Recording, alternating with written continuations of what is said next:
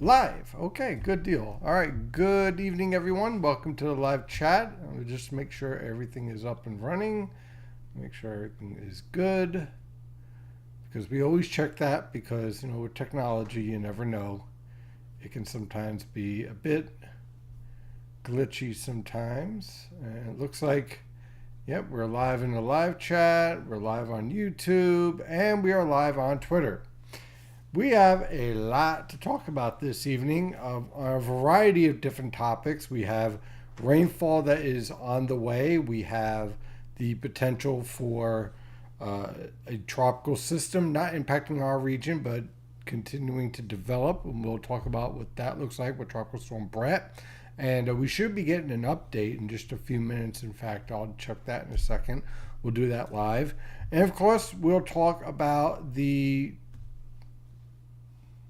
tweets that we've been seeing quite a bit throughout the day today and on social media with our stripes. Okay, it's basically a discussion on climate change that is used. I'm sure if you've seen it on TV and if you've seen it on any type of social media, but especially on TV, you've had some meteorologists wearing shirts and ties and showing all sorts of displays. Some are told to wear them. Some choose to wear them, and it's an interesting way to go about discussing climate change. To me, though, it kind of misses the point. Okay, and I wrote a long discussion on Twitter on this, kind of detailing why I think it's good and bad to use this type of format. So I'm going to go over that again, and of course, answer your questions. Of course, all questions are answered on the premium live chat. Then I take the best questions out of YouTube and we're trying with Twitter. To be honest with you, Twitter sometimes I got me and Susan, try to look at the questions to see whether or not we can catch up on them, right? But the format isn't the best. But we're working on it. We're continuing to try to see if we can improve it or see if Twitter's going to improve it. But we have a lot that we're going to be talking about. Yeah, right? Well, there has been a lot of improvements, but you can't build Rome in a day. But yeah, there's a lot going on. So let me bring up the data. I want to kind of get this climate change thing out of the way, and then we're going to talk about. We have so much to talk about tonight. We might actually go beyond 9 p.m. We'll see. But let me bring this up first. Okay, this is the climate, the stripes that you probably see this a lot all over social media. It's on Twitter, Facebook.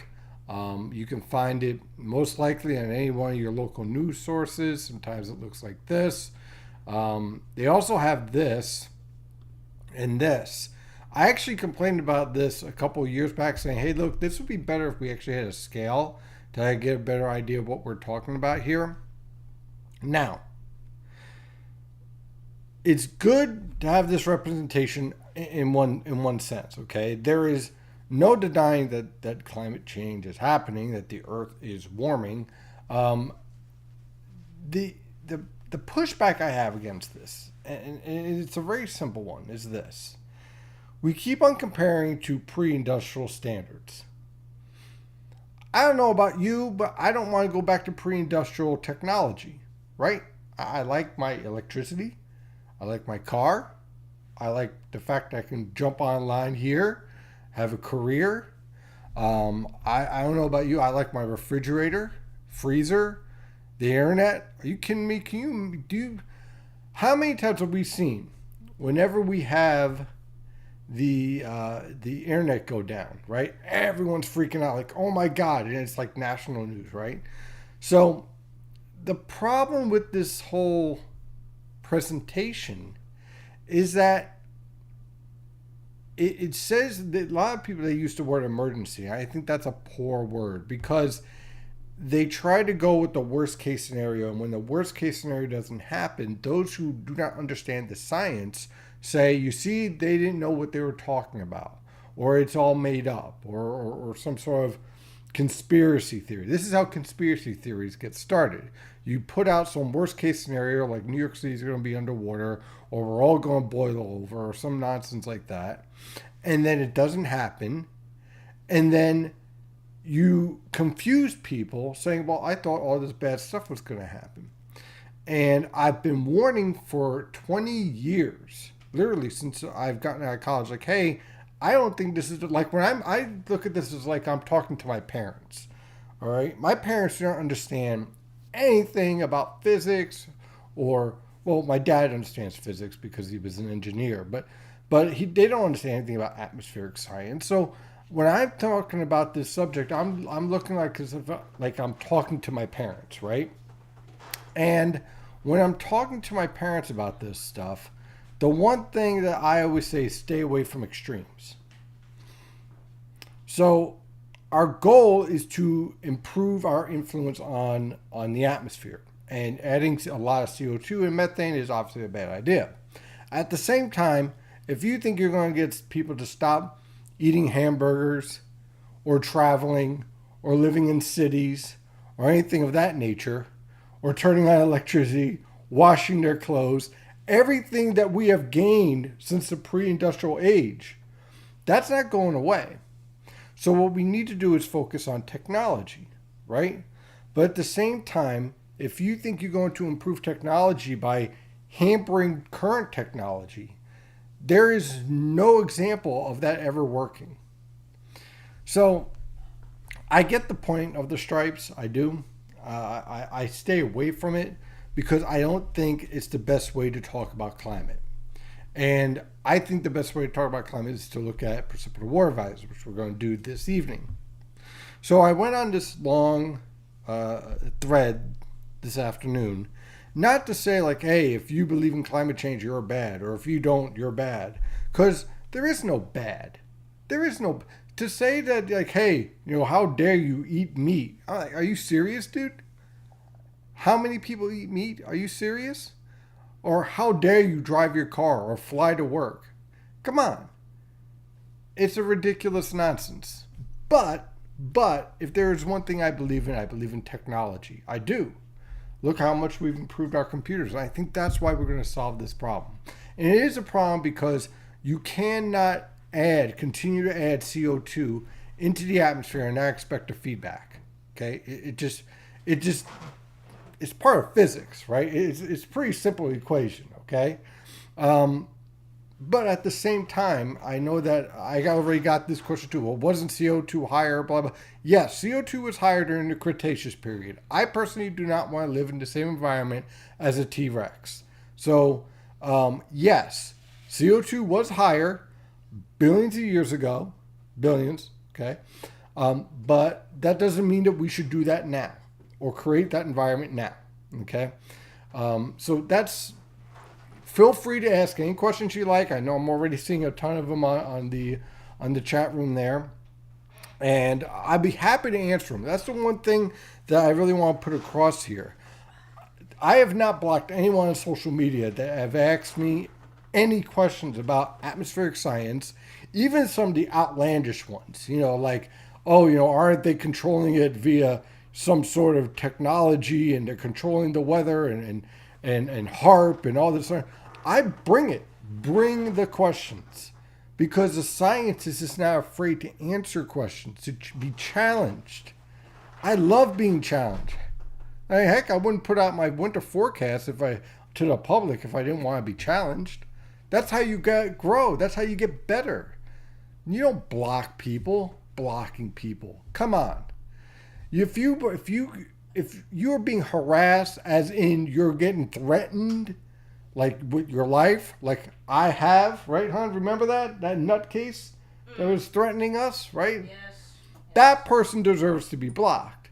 Someone saying, hey, I think you're wrong and this is why, is not worth being blocked.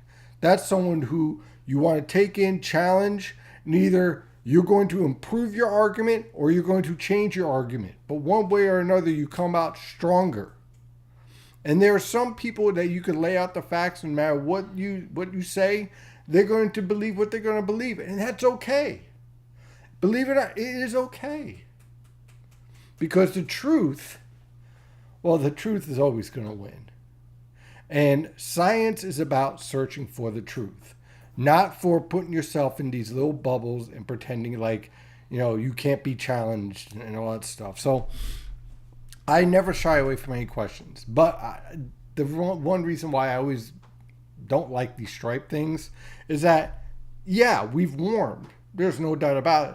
We've also have a whole bunch of technology because of it. So we need to have that whole conversation, because by not having that conversation, you're just being, then you wonder why, gee, I wonder why people won't vote for better climate change technology. Well, maybe because you threatened to take away their cars and you blocked their roadways, idiot. Maybe that's why, you know? So there's that. Now let's get to the fun stuff. The stuff that I really enjoy. Because climate I don't like talking about, because not because I don't like the science, but because of the epic stupidity on both sides of the extremes. One saying drill baby drill, and the other one saying everyone must eat vegetables and not drive. Both of these people are stupid and they need to get away from me. So with that said, let's talk about the tropical situation. And let me go to that data. And we have Tropical Storm Brett and a tropical disturbance. Now, remember what I said last week? And I've been saying this to premium members for a couple of days now. The evolution, and let me see something here. I did have the video on at the same time. I guess I don't have it on the same time.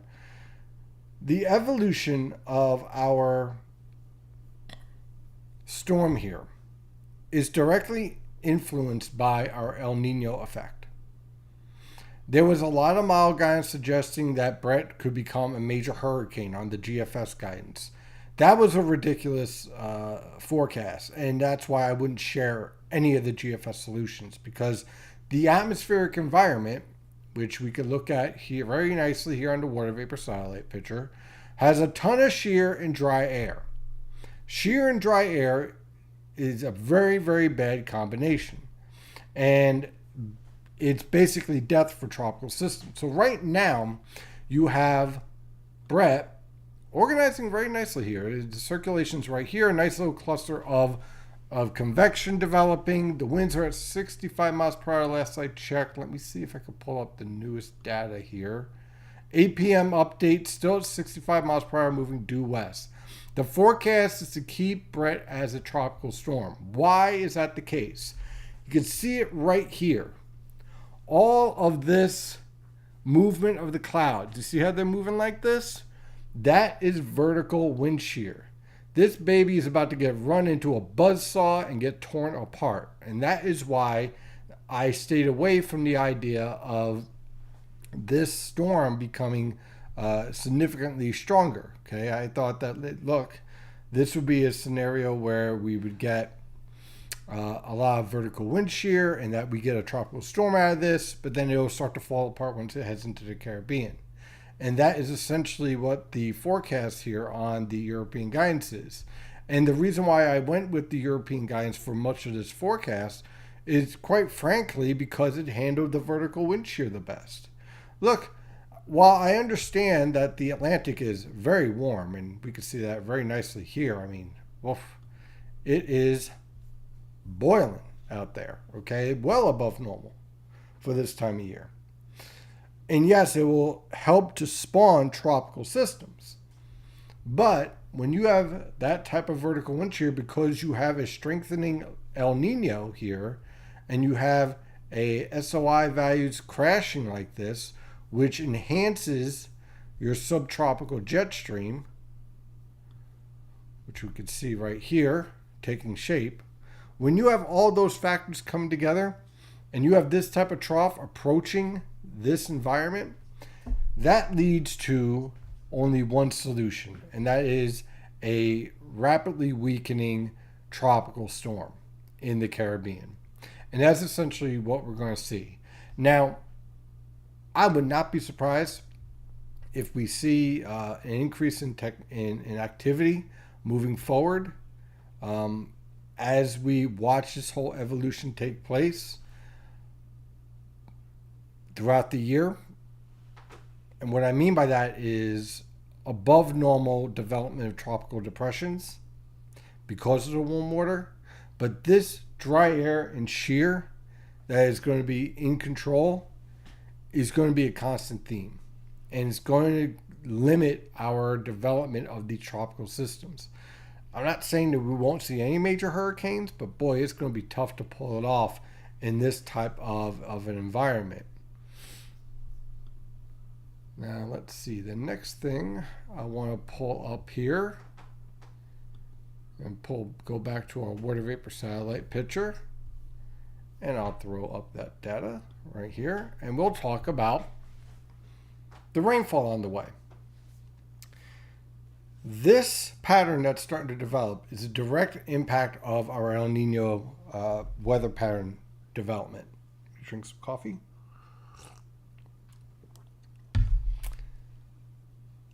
The development of El Nino supports a greater potential for upper level lows in the southeast because you have a more active subtropical jet stream.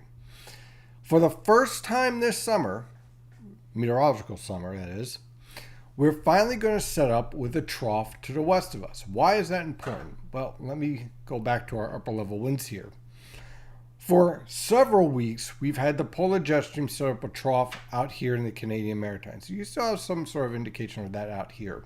That sets up a northwesterly flow, and as you know, that leads to, well, pretty quiet weather conditions throughout much of our region, and also an introduction of smoke, which has been less than favorable for our region, right? But now we're going to start to see a combination of the subtropical jet stream and polar jet stream set up a trough over the Tennessee River Valley. And what does that do? That transports moisture into our neck of the woods. And so the result of that, when we pull up the precipitable water values, which to me is one of the most important factors when we study atmospheric science and climate change and all that other good stuff, is that our precipitable water values are going to be skyrocketing from here on out. And that's why we're starting to see this rainfall starting to spread northward. Let me reset that real fast. And that's also why you Philly fans are sitting there waiting for the game to start. Sorry, guys. It may not look like it's going to be a very good night for baseball out there in Philadelphia. As our precipitable water values rise over the next 10 days, notice that we're no longer dealing with, maybe around 0.5 to 1 inch. Now we're talking about 1.5 as a base as far as moisture in the atmosphere, to as much as 2.25 inches of precipitable water in the atmosphere. Now, one thing, when you start to see this type of bullseye here, okay, when you get into this level, usually that's a sign of convective feedback error, so I don't really trust that all that much. But you kind of get the overall theme here, is that we have entered a weather pattern where we have much higher precipitable water values, a trough to our west at all levels of the atmosphere, and our 850 millibar temperatures warmer, but not incredibly warm. This is a more humid air mass, but not a hot air mass. In fact, temperatures on average is going to be pretty much near to below normal over the next 10 days. And the reason why is because of that placement of that trough. And what that introduces, when you combine the trough to the west of us and plenty of high level moisture, it leads to the potential for some very heavy rainfall. So how much rainfall? Well, let me first pull up the ensemble guidance and kind of show you there's pretty good support in the ensemble guidance of constant rainfall threats. And now, let me show you over the next 90 hours, plenty of rainfall threats. And again, this rainfall potential over the next several days is going to basically be scattered showers and thunderstorms all over the place, but not a complete washout. It's going to be more of a annoyance of showers and thunderstorms every day, but it's going to translate to, let me pull up total precipitation. Hopefully that loads quickly. Of course it won't.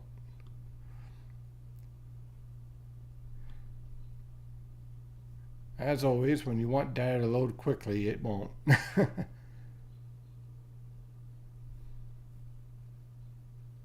But basically, what it shows is anywhere from about 1 inch to 4 inches of rain throughout the region as a result of this heavy rainfall pattern setting up, which unfortunately could lead to some localized flash flooding and also the potential for some. Oh, here we are. Now we're loading. You can see what the rainfall potential is. Pretty nasty. So it looks like we're going to be making up our rainfall deficit pretty nicely over the next couple of days. Over the next 10 days, and really you could expand it out to 15 days, we're going to average with rainfall amounts near to above normal. Now I've gone on through my talk, and let me just check to make sure. Let's see, we got some good questions on YouTube, and we'll probably have some good questions on Twitter. But first, we're going to take care of the ones on the live chat. Let's see here. We have a lot of questions tonight. Let's see here. Sound and vision. I know it's going to be wet for a bit, but how does next Tuesday look as of now? Still wet. Still a threat for showers and thunderstorms. I see a high potential for a lot of rainfall threats. Now, when I say that, it's not going to be raining 24/7, okay? What we're going to have is a lot of waves of these showers and thunderstorms marching their way through. And let me just pull up the radar back here real fast. Now, I could have swore I was able to put on the video on the side, the video of me on the side here. I'm not sure what happened, but I'm going to have to fix that next time. I'm not sure why that disappeared, but let me pull up, refresh our radar. What we're going to be dealing with is this first wave, and this is really kind of like an 850 millibar warm front lifting northward with all of our moist air and all of our tropical moisture. And so that's why this is a more concentrated rainfall. Once we get into this area, notice how the showers and thunderstorms are kind of broken up here. And that's essentially what we're going to be dealing with over the next 10 days, is that these scattered showers and thunderstorms breaking up over the region and lingering over the region, leading to the threat for rainfall every day. Some locations will get no rainfall at all, and other locations will get an inch or two that day. So it just kind of depends on where the showers and thunderstorms set up each day, but certainly not looking like it is a very favorable environment for any outdoor activities going all the way through the end of the month. And we do need the rain, that is true. Now on Twitter, so no idea what they say. Sounds like people are being told to. Well, I wouldn't say, okay, clap for Stalin. I wouldn't say that. Look, this is the other thing too. There is a political component to a lot of this. And I think unfortunately, idiotic politics has gotten in the way of common sense. And I really wish it would leave my field and go away so that way we could solve realistic problems in a realistic way. I will note that using pre-industrial age as a starting point means that the start point in a little ice age, which is an artificial low starting point. That is a valid point. Now, here's the thing. I get why they started a pre-industrial age, because you have to, the goal was to measure how our increase in CO2 impacts the atmosphere. And you would start that by where we start to use more machines, which would be the industrial age. So that is one legitimate reason why you would start to use that point. On the other hand, there's also an argument like, hey, look, weren't there warmer times, the Bronze Age and whatnot? Yes. But those factors were driven by different features. Again, this is where I have a problem with the idea of just going pre-industrial age and look how warm we got. Yeah, we got that warm because we have cities and technology. And like I said, no one's given up that technology. Now, everyone could say that they are. They could put their little virtue signal thing and say, oh, we're going to all eat plants. No, you're not. No, you're not. You're not. No one is. No one's giving that up. So let's stop pretending and playing politics and being silly. Geological record proves life thrives when the earth is warmer. That is true, but the bad thing, okay, when you have gradual increase, that's very true. When you have rapid changes in the atmosphere, warm or cold, that's very bad, because you don't give enough time for adaptation. So the issue is not warmth, the issue is rate of warmth. And that is one of the major problems. And trust me, we don't want rapid warming or cooling either way. That being said, cutting CO2 emissions in a rational manner is something I'm all for, which is why I support nuclear power and working on fusion. Batteries are not going to cut it, not enough raw material. I think that from many different factors, cutting CO2, not so much cutting CO2, but shifting away from oil, I think is better, because I think that we can create more sustainable, and when I say sustainable, I mean longer lasting, cheaper forms of energy. I think we could get there with technology. I am really excited with fusion. I know you've heard me going off and on about fusion, but I'm really excited, and the reason why I'm excited is because our computing power is increasing, and that's going to help us to get to where we need to be to sustain a fusion reaction. And I think once we do that, a lot of our energy concerns, regardless of climate change, are going to be solved. And it opens up a wide avenue of possibilities. So yeah, I'm a bit of a futurist, I guess you could say. You could say I really love technology. I mean, who wouldn't? You know? But I have more. I don't believe in doomsday stuff. I never did. I never will.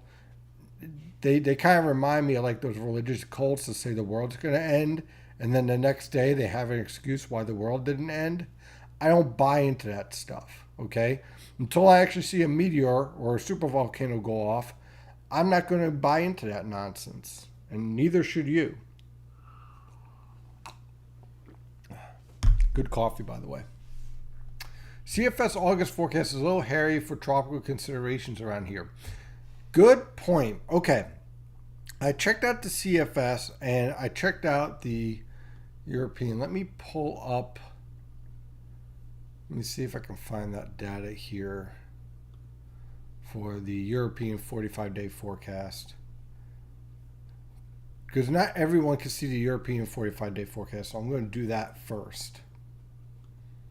Okay.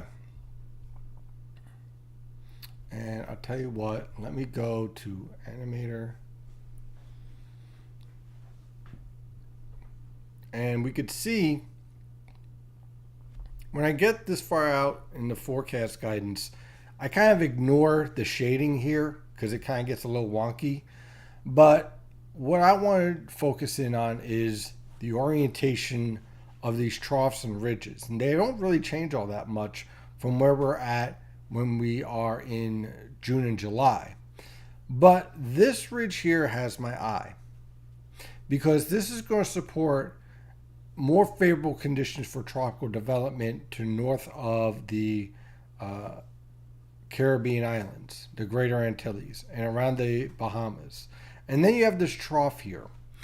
What we have to watch out for in August, and you can see it on the European guidance. Let me see if I can pull up the CFS here.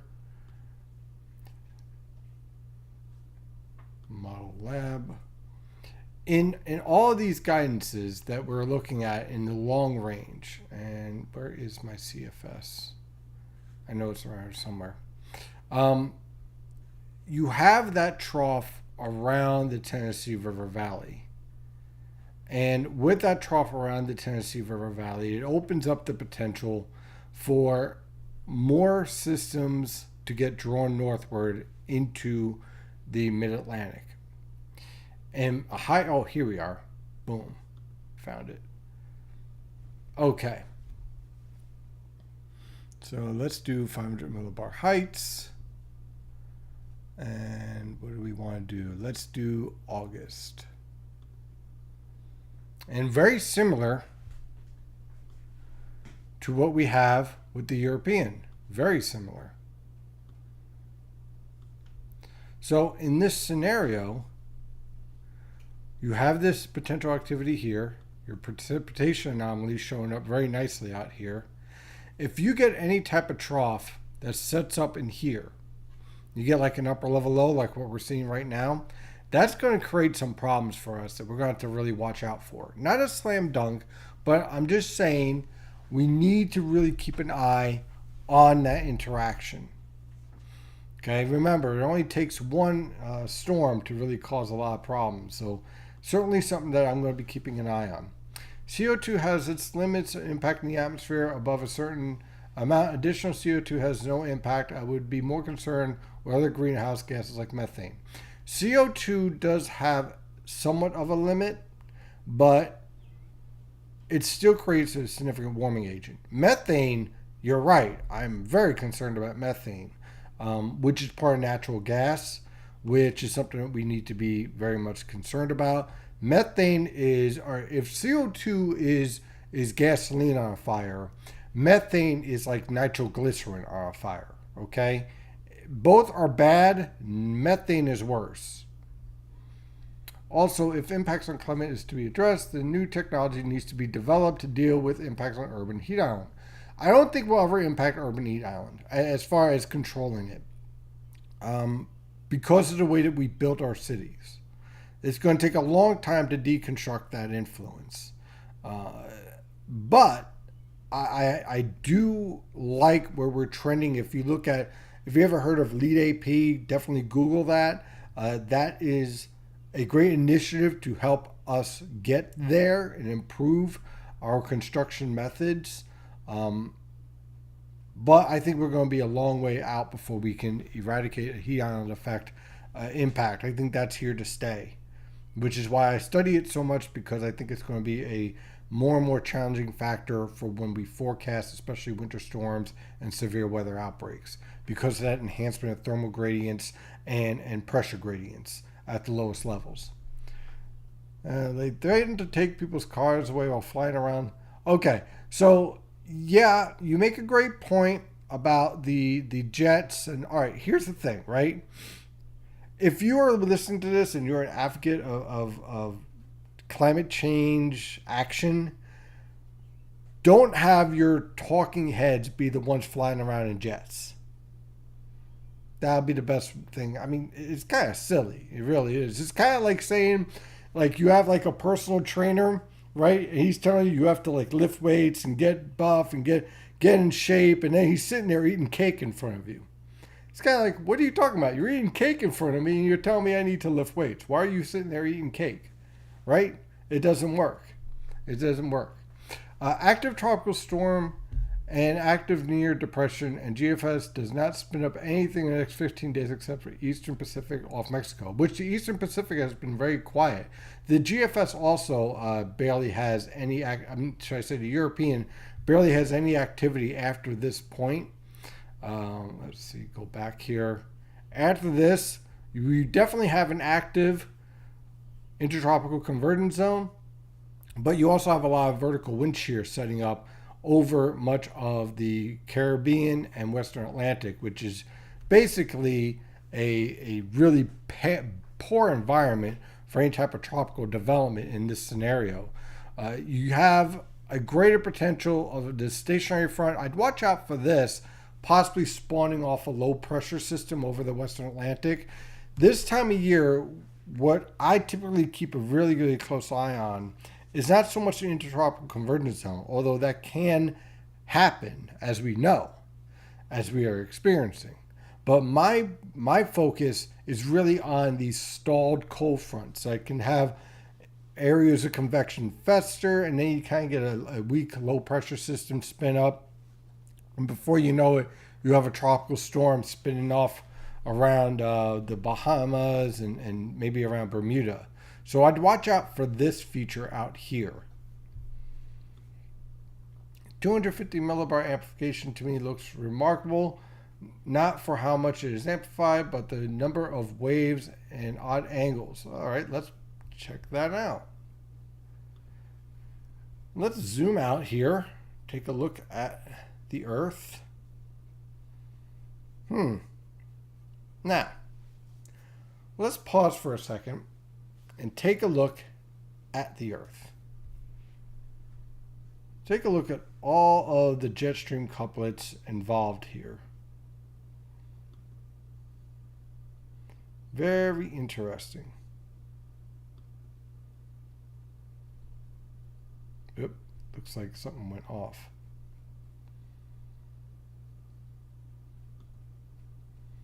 Okay. Now, when I study this, a couple of things come to my mind. One, this signal right here matches up very nicely with some of the research that has gone into the influence of a lack of sea ice or reduction of sea ice in the Arctic,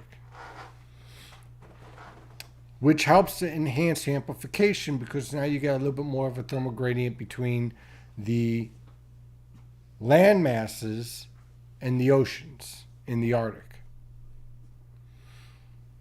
We also have a direct impact from El Nino. Now, how does El Nino influence this jet stream couplet? Well, let's take a look at, let's see here, the convection involved here. And you could see convection developing right now, almost basin-wide from the entire tropical Pacific. Now, as you get more and more convection taking its shape around the date line and in this area, it helps to amplify the polar jet stream and the subtropical jet stream. And that's essentially what we're seeing here. That release of latent heat energy enhances this jet couplet and enhances this jet couplet. The convection and the thermal gradient involved here and the transport of latent heat energy enhances this trough. So you end up with this entire environment where you have this amplified polar and subtropical jet stream because of these factors. Now, we would see this typically in El Nino. I'm hard pressed to say that this is beyond what I've ever seen before, because it's not. But it's certainly one of the more amplified 500 millibar and 250 millibar weather patterns that I've seen in quite some time. And, quite frankly, it looks really unusual because we haven't had an El Nino influence, especially a strong El Nino influence, in quite some time. We have 3 years of La Nina, which is basically the exact opposite of this environment. Then we had a weak El Nino, and then back to a La Nina. It's been a while since we've had a strong El Nino, and this is definitely moving in that direction. So it's certainly a feature that is very interesting, for sure. Back to climate, what the EU is doing regarding to farms is utterly insane, shutting down thousands of farms and killing millions of livestock. Yeah, I'm not for, shutting down farms. So, I don't know what to say. I don't really live in the EU, so I'm not sure exactly what they're doing there. I did hear there was some sort of protest, I think in Switzerland or Denmark or something like that. They're not happy, so we'll see how that plays out. Last night, you and I had a discussion about the Australian BLM forecast for El Nino. What would a 3+ cause on everyday weather? Okay. So, the evolution of an El Nino at 3+ would be very, very concerning. What it would do is that it would over-amplify the subtropical jet stream. And for you winter weather lovers out there, this is the worst case scenario, because basically the subtropical jet stream would overwhelm the polar jet stream. You would be hard pressed to see any type of high latitude blocking, and also the potential for a lot of winter storms or polar air to invade the region would be very hard pressed. you'd have a lot of precipitation events. California would see significant rain and snowfall, um, possibly historic levels. You would end up with a robust severe threat in the southeast and the Gulf Coast. You'd have a lot of storms cutting up towards the Great Lakes because you'd get an early phase with the polar jet stream, and you would have a displacement of high latitude blocking. So you might generate a negative NAO, but it'd be east based, more towards Iceland, which would allow storm tracks up towards the Great Lakes and then redeveloping towards the Gulf of Maine. Now, I'm going to throw out a hypothetical. If in this scenario you get an El Nino that focuses the hottest portions towards 3.4, and you get a major disruption of the polar vortex, partly because of the above normal water vapor in the atmosphere that's still in place in the stratosphere, then you could end up with a very interesting pattern, which basically you have a supercharged subtropical jet stream with a ton of moisture and an interaction of polar and Arctic air. I think that would be a rare setup, but one that could produce a really dynamic storm.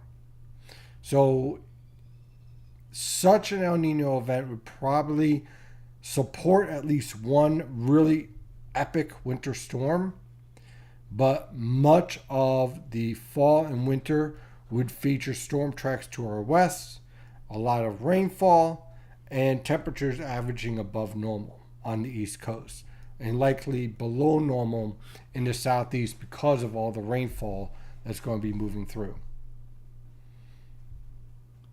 Let's see here. Let me just check out the best questions on YouTube. Let's see here. Will Tropical Storm Brett have any impact on how much rain will come this weekend? Zero impact. Brett will have no impact on the United States whatsoever. Even Puerto Rico, it will have no impact really whatsoever, aside from some showers and thunderstorms that pass on through as the storm passes to the south. But as far as like the mainland United States, no impact. Keep an eye on the of course the Lesser Antilles and the Greater Antilles. Should I say the Windward and Leeward Islands? That's where you would get your impact from Brett, but nothing on us. Let's see. Is there going to be a heat wave? No. At least not over the next 15 days. There will be no heat wave. But we will notice significantly more humid conditions in place. So you're going to notice a lot more stickiness in the atmosphere. You're going to notice your low temperatures are going to be more closer to 70 degrees. Don't be surprised to start getting a lot of fog out there in the mornings. You're also going to be dealing with high temperatures where it will be 80, but the dew point's going to be close to 70, and it's just going to feel, well, humid. But I don't see any indication right now of anything sustained as far as heat. That doesn't say we can't rule out like a day where it hits 90 degrees, like around Philadelphia or in Newark. But at least over the next 15 days, there is nothing sustained as far as heat is concerned. Humidity, yes. Heat, no. So I don't really see any indication of any type of heat waves. We'll stay out of politics, but I will say that, it's pretty. I don't vote for anybody who has a D or an R. I'll put it that way. There you go. Couldn't climate change be part of nature and mankind has a minor impact? Climate change is always part of nature. There is no doubt about that. The problem here, okay, and we'll go back. Let me go back to our chart here. Okay. Here's the problem in this scenario. Okay. Let me see if I can go back even further, because I know that there was a chart here that went back even further. But let's go with this chart right here. And we know that up to this point, we were trending pretty cool, right? So we're trending, we're gradually getting a little warmer, but then we get this spike here. The problem with this spike is that it's out of the normal evolution if you take into account of solar impacts and position of our orbit and activity of volcanoes and other type of geological factors. If you take all those factors, this warming shouldn't take place outside of us introducing CO2 in the atmosphere. This isn't based on, fudging numbers or anything like that. I know that there are some scientists who have done, let's just say, not the best thing with hockey sticks, okay? And I disagree with how that process came about because of the way the data collection was produced. And there's a lot of missing data in the long range. I don't understand why you would do that, because I think that there's a lot of talk about the medieval time period and the warming that goes involved in that. And to me, I want to keep that in there. Why? Because you can see the geological and the astronomical factors that cause that warming. You can compare it, and then you compare it to now. And then you take into our impacts into effect. And you throw in volcanoes. And you add all that in together. I have no problem with extending this chart and going all the way back as far as we can via tree data. And yes, there were other times of warming. The problem is that right now, we should be cooling, which actually would be a bad thing as well, because, well, if you have cooling, then you have a harder time growing crops and whatnot, and our population wouldn't be able to handle that very well. So the question you have to ask yourself is, what is the trade-off that you will make to keep your technology, to keep your growth, but not overwhelming? Do we have questions on Twitter? Okay, let's have them. Let's see. Questions are. Hold up. Wedding outside of Point Pleasant Saturday afternoon. Thoughts? I hope you have an indoor solution. Boy. Umbrella. Yes. Plenty of umbrellas and plenty of wine for the bride who's going to need it. Okay, so here's the thing, right? The pattern's very active.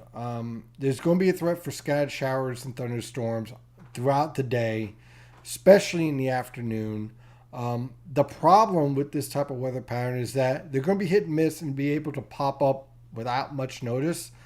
And they'll be capable of producing a heavy downpour for 15, 30 minutes at a time. Congratulations if you're the one getting married. But I would definitely have a backup plan, or move everything indoors, and then you don't have to worry about it. But I will also say this, as someone who has gotten married, I think you would agree with this, hon. Make sure that you have food saved for after the wedding, because you will not be able to eat any of it while you're at the wedding. And basically, Send it to your room. Yeah, send it to your room. Yeah, that is a rule. I can guarantee you can thank your meteorologist that you love. Get all of the food sent to you into your hotel room, because you will have none of it or barely any of it, because then you have to do dances, the pictures, and your great aunt wants to talk to you, and your cousins and all that. We get the idea. Right. Yeah, I mean, it just gets crazy. And then you're like, you paid for all of it, and you don't get to have any of the little hot dogs. Settle down. I'm just saying, I miss the little hot dogs. But that's what I would suggest. Definitely. Okay, what's the next question? The next question. Are the riptides at the Jersey Shore related to overall weather patterns? Yes, and it's the easterly wind. And let me pull up that real fast. Okay, well, actually, we'll just zoom in right here. Okay, so we're going to continue to have these easterly winds in place at least through Friday. Okay, and those easterly winds support the development of rip currents, especially along the Jersey Shore. Now, as the winds shift to the south, those rip currents will start to dissipate on the Jersey Shore. But for Long Island and Connecticut, if you still want to go out to the waters while you're dodging the showers and thunderstorms, that's when you're going to be dealing with that threat on the Long Island Sound and southern Long Island. With that said, the best way to tell whether or not you're being impacted by a rip current is look for the area that, frankly, looks the most inviting, because it's a little bit calmer. That's where the rip current's actually the strongest, and you kind of want to stay away from. Overall, listen to your lifeguard, and if there are advisories out, I personally would just stay out of the water and just stay protected. And we have a lot more questions here, and we're going to dive back into them. Let's see here. Steve? The difference is that you approach it as a scientist, the people emitting data and massaging it, doing it not for science, but for advantage of political agenda. I don't know. I mean, I think that there's some scientists out there that I disagree with. From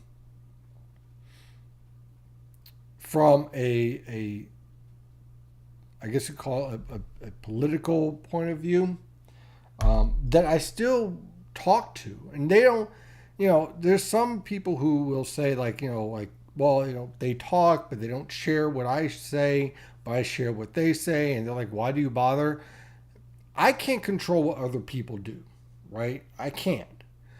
But I'm not afraid to share someone's point of view that disagrees with me, because I think it's important to share that, to expose that to everybody, and to let other people decide what they think.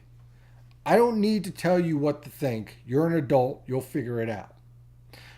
What I tell you, what I can do is I can tell you what I think, how I see things, why I see them, answer your questions the best way I can. I think that's the best way to handle this type of discussion. Again, I am very much against blocking people because they have an ideological difference from me. If you block everyone that disagrees with you, you will have no one to talk to, and no way to grow, and no way to enhance your knowledge. Searching for knowledge is about exposing yourself to things that you might disagree with, and then figuring out why you disagree with it, or whether or not it adjusts your point of view on the world. And if you're too afraid to do that, and you need to put yourself in an echo chamber, you're not much of a scientist. They have food saved elsewhere applies to the entire wedding party. Yeah, but definitely towards the groom and the bride. Beach days with rough surf or rip currents are why pools were invented. Yeah, I can understand that. I just don't do any of the beaches anymore. I don't really have time. I don't like any of the sand. Let's see if we have any more questions. Look at that. It's 8:53. How are we doing on Twitter? Any other additional questions on Twitter? Nope. All right. Well, it's 8:54. And I really do not know what happened with there used to be an in screen. I don't know. I must have clicked on something. I'm going to have to check that out next time to see. Difficulties somewhere. Yeah. Maybe this is it. I don't know. I don't know. Could be you, could be them. Could be both. Let's see. True. I probably did something wrong. But that's okay. So, as you can see on our weather pattern the next couple of days, we're going to be dealing with quite a bit of rainfall moving through our region. The first wave of showers coming through. And the key thing to really watch out for is this precipitable water values down here. Look, guys, if you want to learn about climate impacts, study this, because when you constantly go over 2 inches in precipitable water values in the northern mid-Atlantic, that is not normal. So just keep an eye on that this summer. Let's see how it plays out. Let's see how many times do we go over 2 inches and at times even go to 2.5 inches, and what that means in correspondence to the type of rainfall we get. This is what I want you to do. I want you to study this. This is on the sbc.noaa.gov, and it's right under heavy rainfall, precipitable water values. And every time we have a heavy rainfall event on the way, I want you to keep an eye on this chart. Because I think you're going to see the higher our precipitable water values get, the more impressive our rainfall rates get. And in the northern mid-Atlantic, typically you don't want to go above 2.0 inches. You typically don't. And I think that, ladies and gentlemen, is going to be really eye-opening for everybody. Well, I hope everyone enjoyed this live chat. I want to thank you again for joining. It's been really outstanding. And I want to thank you for pushing me and asking me questions tonight and asking about climate and saying, well, I don't think this and that, or what about the weather pattern here and there. I really enjoy it. You want to know why? It makes me better. And so for that, I thank you. Thank you for joining, and I'll see you next week. We'll have videos and updates again tomorrow morning. And as always, stay safe out there.